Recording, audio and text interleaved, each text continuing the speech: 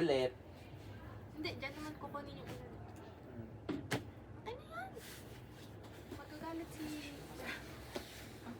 Okay. Mag-helmet ka sa'yo.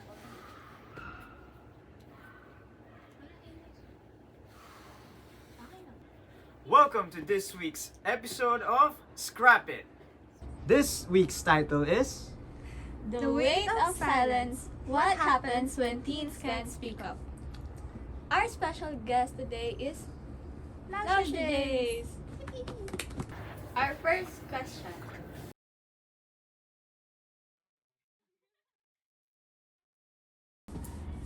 When you hear the phrase, the weight of silence, what comes to your mind, especially when we are talking about teens?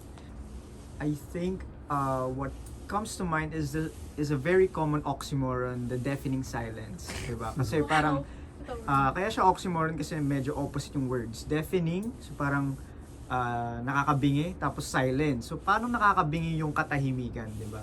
So in my opinion, when it comes to teens, medyo common na mahirap sa mga bata or sa mga teens natin ngayon yung nakakapag freely suggest, speak up, or voice out ng kanilang mga opinions or feelings. So parang yun yung pumapasok sa isip ko nung sinabi yung weight of silence, yung bigat ng katahimikan pagdating sa pagsuspeak up or sa mga sharing ng kanilang mga problems or insights. So how about you? Siguro, sir, yung weight of silence comes from the secrets that you're keeping to themselves. Because due to the fear of judgment po, if they opened up or they don't want to burden others when speaking out po. Yeah, actually I agree kasi yung pagtatago even ng mga little secrets mo lang, kahit mga white lies mo, tinatago mo yung mga ganyang bagay, nakakadagdag siya sa weight nung dinadala mo every day. So, yes, ayun, sa pagbi-build up na talagang at some point kakainin ka ng mga tinatago mo or yung mga ayaw mong malaman ng tao.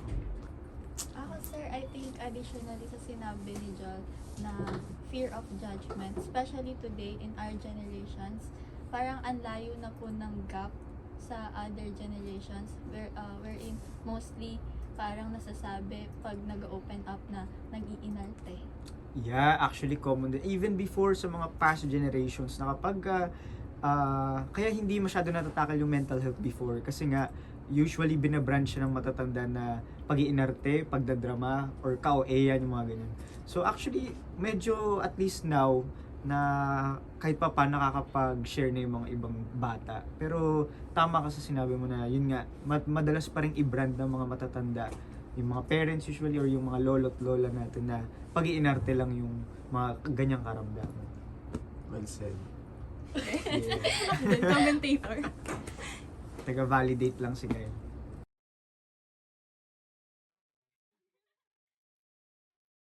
Why do you think so many teens today struggle to speak out about what they're feeling or going through? Yeah. Actually, yung kaninang sinabi mo, yung shinare mo na fear of judgment, yun din yung pinakaunang pumasok sa isip ko na kung bakit hindi or mahirap para sa mga kabataan na mag-share. Even sa, as a teacher, pagka nagkaklase ako, syempre, at nagtatanong madalas, syempre, yung mga discussions, generalizing questions, marami sa students mo yung titignan ka lang, tahimik lang, o kaya minsan pag nagtitingin-tingin na sa mata nila, iiwas ng tingin para di matawag, di ba? Kasi parang napansin ko, madalas na ang reason nila ay ayaw nila magkamali. Kasi kapag nagkamali sila in front of the class, feeling nila, nadjudge sila, napapahiya sila. So, ang tendency, mananahimik na lang sila inside the class. So, even if nung college ako, ganyan din, parang kaya ako active sa klase. Kasi ayaw din mag-recite ng mga kaklase ko. So, hindi ko alam yung mga possible reasons, baka hindi nila alam yung topic, or probably nahihiya lang din kasi sila na baka pag mali yung sagot nila, mapapahiya sila sa klase. And very valid naman yung nafe-feel nila. That's why pagka intro ng aking klase, diba, usually sinasabi ko, number one rule ko is always to try.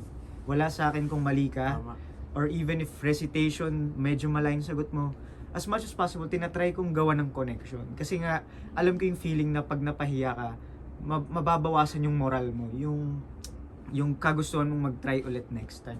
So, I think yun talaga yung primary reason na ayaw nilang napapahiya or nadja-judge, kaya tahimik lang sila. Relate ka ba dun, Kyle? Sakto lang. Bakit? Ka ba mag-speak up, Kyle? Di naman. Outgoing ako sa mga classes ko eh. Really? Okay. Sige, kwento niya yan. Okay, sir. Ayun. So, how about you, Kyle? Do you have any experience you'd like to share? Or even kayo dalawa, baka may maisip pa kayo. Siguro, in my experience, may mga teachers kasi na parang papahiyain ka pa pagtatawa na ka sa class. Like, Actually. when pag magkakamali ka, sila mismo yung tatawa ng malakas. O kaya may mga classmates kang mag-react parang napaka bobo ng tanong para sa kanila. I agree naman. Totoo naman. Minsan din talaga, kaya nahihiya mag-recite yung doon sa context na recitation. Kasi minsan yung teacher naman talaga factor din.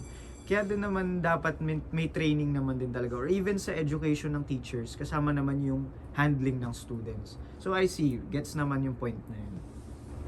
Ako sir, feel ko din nakaka-apekto po yung environment since like, katulad nga po ang sinabi ni Cal, pero in terms of family naman po, like what if pag nagsasalita siya doon, ini-invalidate lang din. So, there's an instance po na pag lumaki siya na hindi na lang din po talaga siya magsasalita about sa naisip niya. True. Actually, marami nga rin akong narinig na ganyan. Not from students naman, this one from my friends naman na parang minsan pag sinabi ko na, or pinayuhan ko sila na, ano sabihan mo yung nanay mo or yung tatay mo, parang ayaw nila kasi nga di naman sila papakinggan, i-dismiss lang yung nararamdaman nila. So parang tendency, ayaw na talaga nila mag-speak up yung mga ganun. Okay, sir. Since we're talking about family naman na po, how can a family react intentionally or not make a teen stay silent?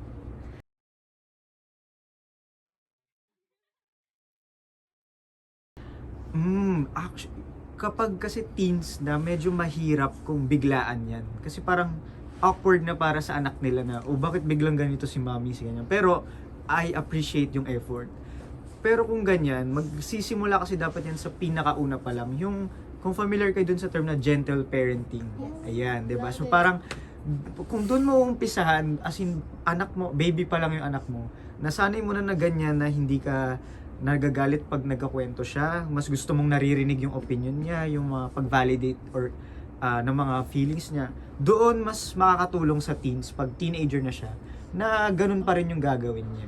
So, kung ngayon, hindi naging ganun yung parent ng isang bata, hindi pa rin naman natatapos doon. Marami pang ways yung parents natin kung paano pwede mag-approach. Mag-e-effort lang talaga sila. Even if awkward for them or sa bata, need mo rin mag-double effort, mga ganun.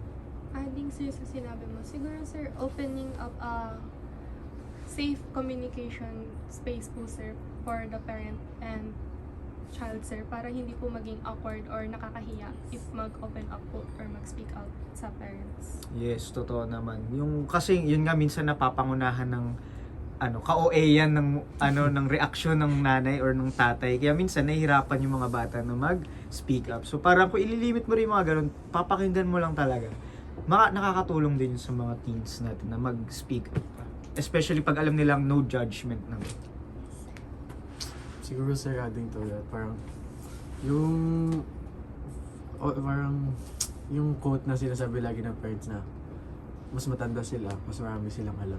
Kaya parang siguro na-invalidate yung mga sinasabi kasi parang para sa parent, it's useless. It's not real, not true, ganun.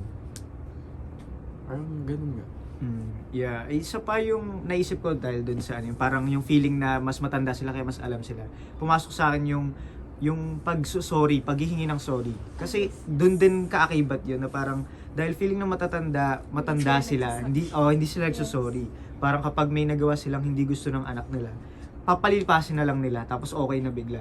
Na parang nakikita ko sa social media, hindi na-appreciate minsan ng bata kasi parang nadidismiss na lang yung nangyari, nakakala mo walang nangyari. So, makakatulong din yun na parang lessen yung ego natin even if may age na tayo. At humingi tayo ng sorry or yun nga, makikinig tayo. Hindi natin i-establish na mas maalam tayo. Kasi even sa teachers, tinuturo naman lagi yan na ikaw yung teacher, ikaw magfa-facilitate, pero lagi kang may matututunan pa rin sa students mo.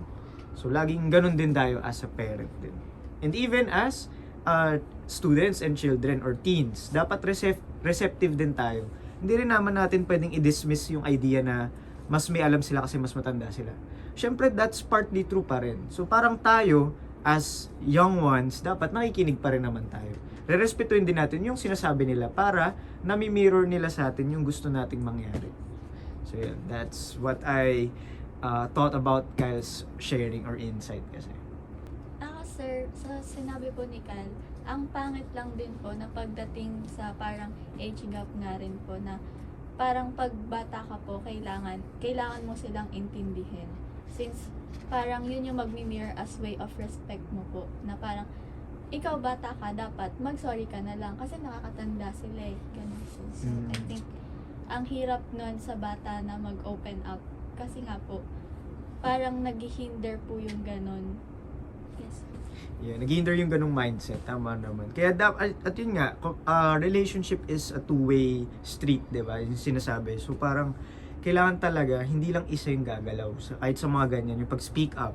Kung gusto mo, may problem ka, even as ikaw yung parent, parang siguro partly pwede mo rin i-share yun sa anak mo kung mayroong mga bagay na pwede naman or kaya naman niyang malaman. Kasi parang kapag iniisip mo rin na hindi, baby kasi itong anak ko, hindi niya maintindihan. Siyempre, pati ikaw din, kinikimkim mo yung problema mo. Ikaw din, nahihirapan ka mag-speak up.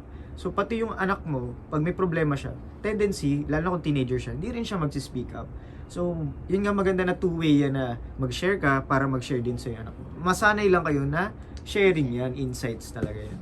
Tsaka pag sir, if nag-speak out sila ng opinion nila na oppose sa parents, sir, tinitake po ng parent as talking back po. Kaya nakaka-stop po sa... Totoo.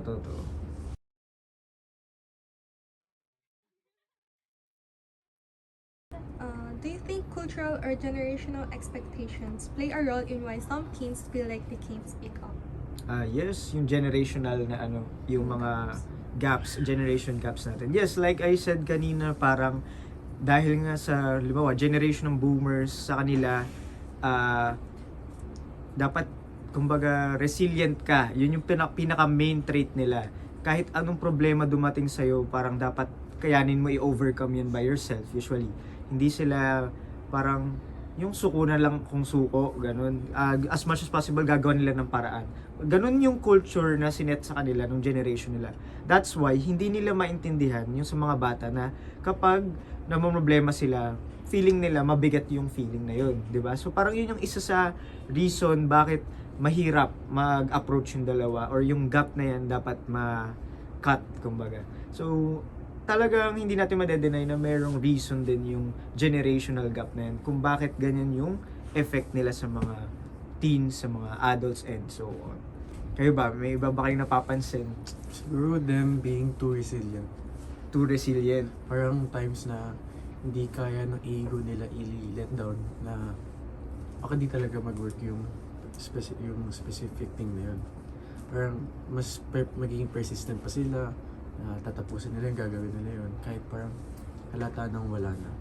Yeah, too resilient. So parang at some point parang nagiging too positive sila or optimistic na feeling nila kaya namang magawa ng paraan lahat ng bagay. Where in fact, minsan naman talaga we have to give up na rin kasi wala naman na talaga. Pero at some point, okay din naman yung ganung mindset na as much as possible, try din naman natin. Pero yun nga, learn to say or learn when to give up naman. Choose your battles, kumbaga.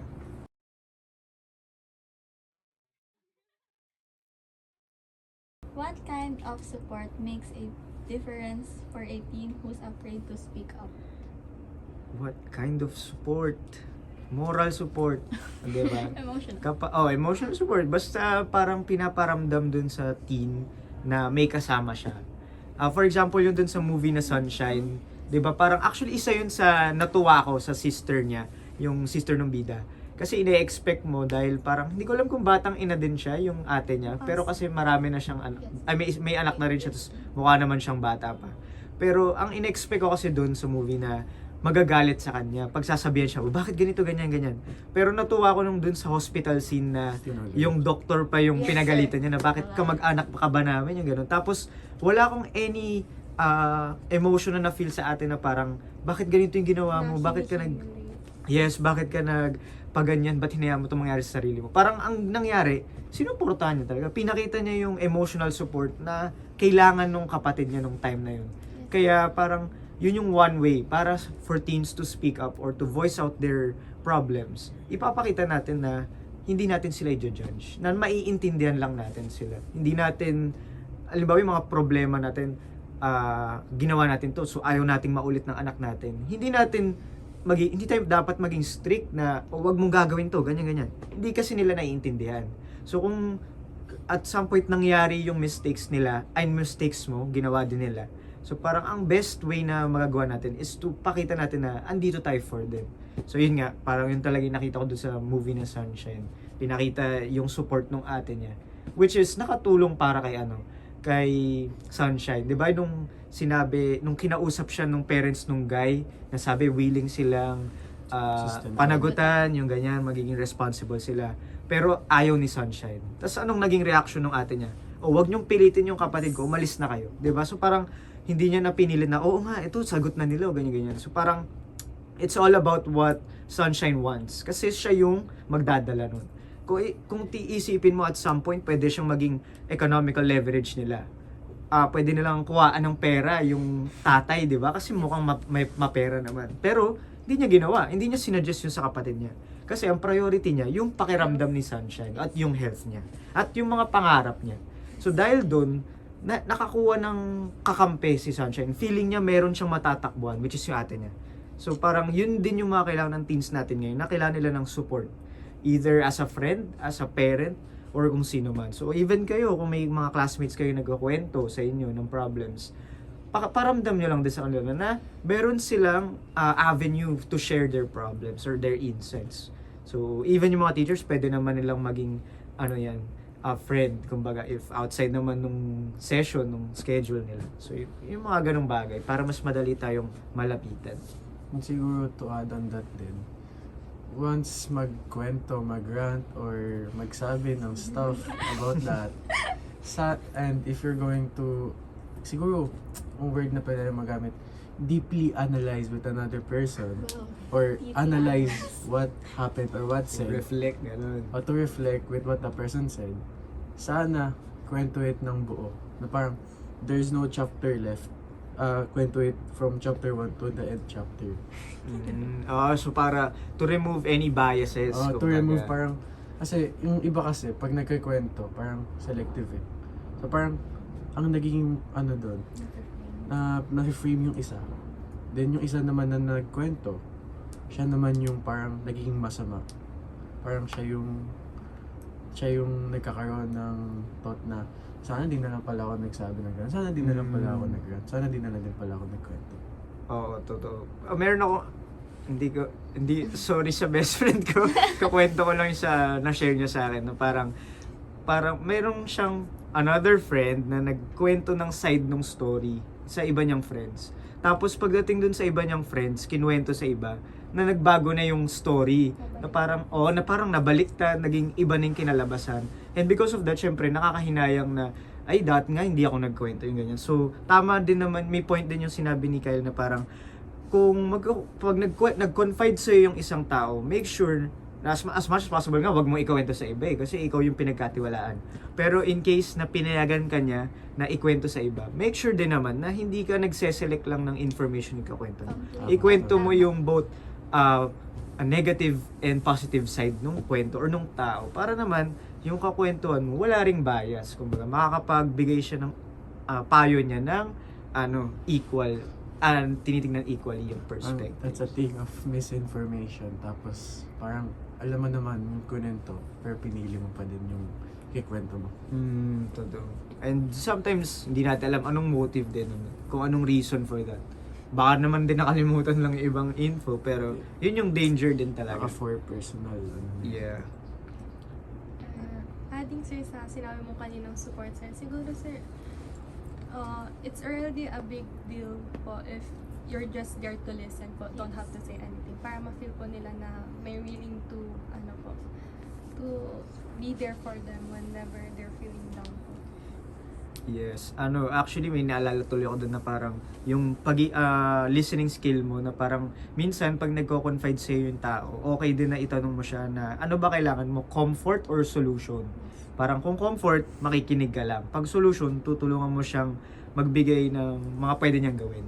Although ako sa personally, medyo mahirap sa akin kasi solution-driven person ako. So parang pag nagkukwento sa akin, nag-iisip ako ng pwede niyang magawa para nga ma-elevate yung niya, feeling niya. So parang that's something I should work on din na matuto rin namang makinig, hindi yung magsasalita Para ako kung hindi gusto po, ko. hindi po ma-feel nang nag-open up na dinalecturean po siya sa Yes. problem. Oo, na hindi siya dinidiktahan ko anong gagawin niya. Kasi sometimes, alam naman nung teens or nung kung sino man yung kukwento sa'yo na yung gagawin niya. Kailangan lang niya ng mapaglalabasan ng sama ng loob or kung ano man yun.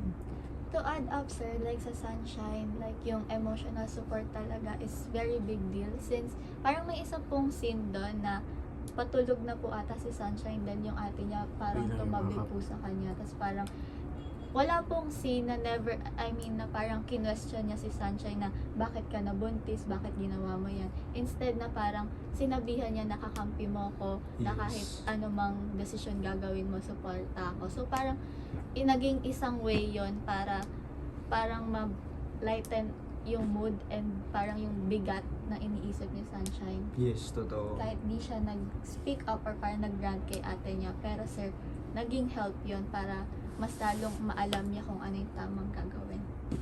And sometimes din nakakatulong din pag alam natin yung person, same ng pinagdadaanan natin. Nakakatulong yung para mag-speak up tayo. Tulad nung yung mas batang nabuntis, 'di ba? Parang nakapag-confide siya kay Sunshine kasi pareho sila ng pinagdadaanan. So nakatulong din yung same boat, kumbaga.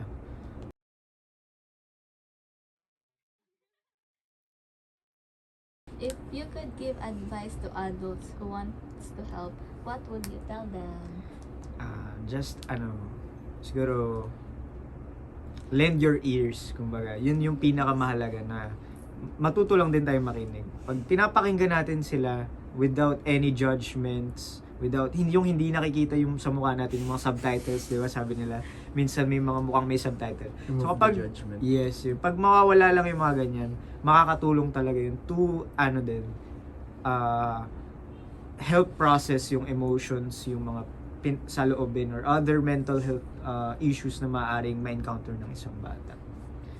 Siguro to add on that din, another thing na pwedeng gawin ng mga adults is to not interfere na lang and listen na lang din. Wag hindi magbabatin habang nagkukwento. Or naman. pwede ding hindi sila sumabat, like magkwento na sa ibang tao, especially the other person na pinag-aranta ng isang tao. Parang to not instigate pa any pwedeng mangyaring away. To not instigate pa na magkaroon ng gulo. Parang to listen na lang to that side. At actually minsan yung pag i-interfere nila, minsan sinasabi nila, ako nga ganito ganyan, 'di ba? So parang Pupunta hindi rin na naman sa talaga kanila. nakakatulong yung mga ganong bagay. Kasi sa sinabi ni Kyle na refrain from dismissing po or interrupting para po ma-feel nila na tuloy-tuloy naman po na walang comparison na from their experience sa ano. Yes. Kasi iba rin po yung na-experience ng bata sa matanda, even though na parang kasi sir, most likely po, di ba, parang pag may na-experience yung bata, tapos may na-experience yung matanda, they tend to give solutions agad, even though alam naman nung bata yung gagawin niya na. So, I mean, like, parang hinahanap na lang po nila is yung support nga po. Yes. Yes, comfort. Sabi. Ikaw mo naman talaga.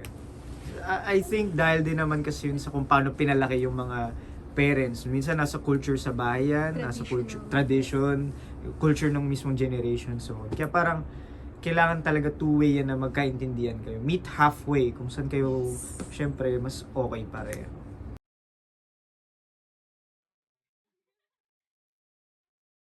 If a teen is listening right now and feels completely unheard, what would you want to say to them?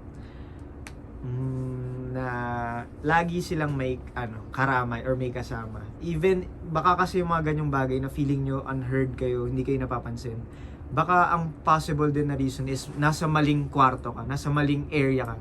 So, ang mga mangyayari doon, hanap ka ng Choose ano the mo, right ng environment. circle mo, tama, choose the right environment. Choose the Kasi right room. minsan yung value mo nagva-vary talaga kung nasaan ka. So, ayun, sa mga teens na feeling nila hindi sila napapakinggan, they are unheard, someday you'll find your right circle, even yung mga sa friends na yun.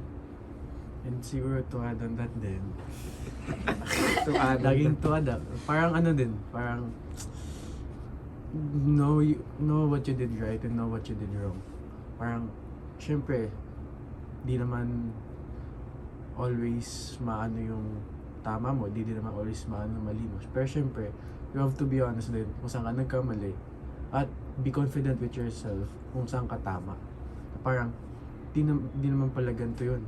So parang you have to fight for that, parang say about that stuff. Yeah. And even, siguro isa din yung parang, wag mo na ring damdamin yung feeling mong wala ka nang magagawa. Yes.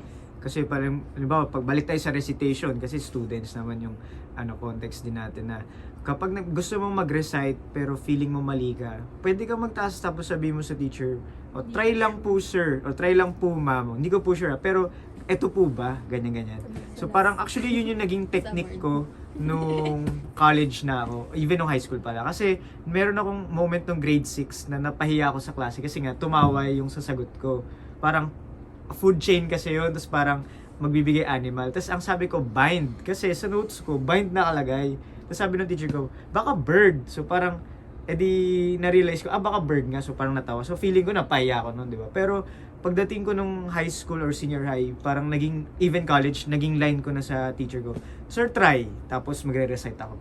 Parang minsan kahit confident akong tama sagot ko, sinasabi ko na lang yung try kasi baka mamaya may chance na mali.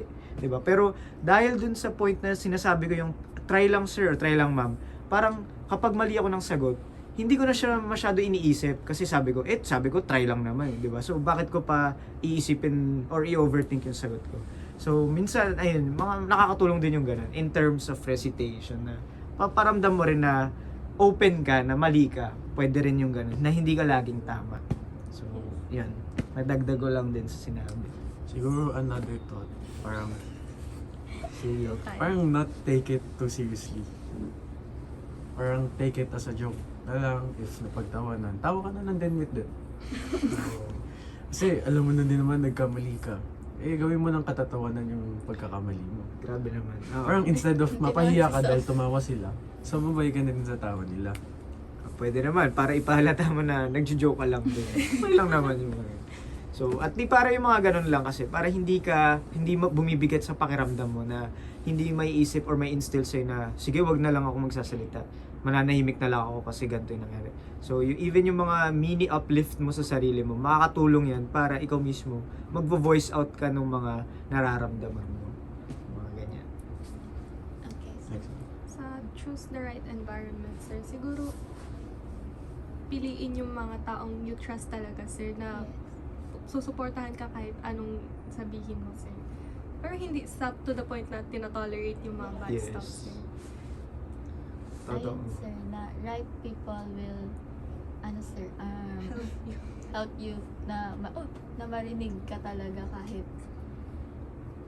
kahit hindi ka nagsasabi, sir. I mean, yung tamang tao, sir, makakatulong talaga sa'yo na kahit hindi ka magsabi, alam na may nararamdaman ka. So, they will take an initiative na magtanong na, kamusta ka? Yes, Ayun. totoo yun. Usually common sa mga couples, lovers kapag kabisado na nila yung person nila o even sa friends, yung mga Yes. social cues na hindi na kailangan pag-usapan, yung tinginan na lang, alam na talaga nila yung mga nararamdaman ng isa't isa.